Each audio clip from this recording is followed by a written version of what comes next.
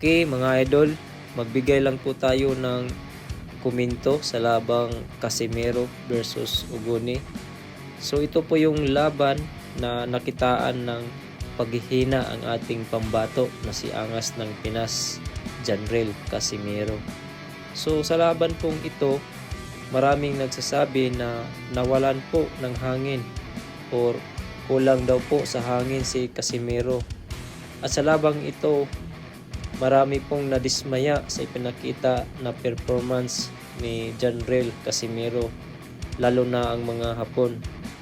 At may ilang din nagsasabi na hindi pa pwede laban si Janrel Casimero sa The Monster ng Japan, Naoya Inoue.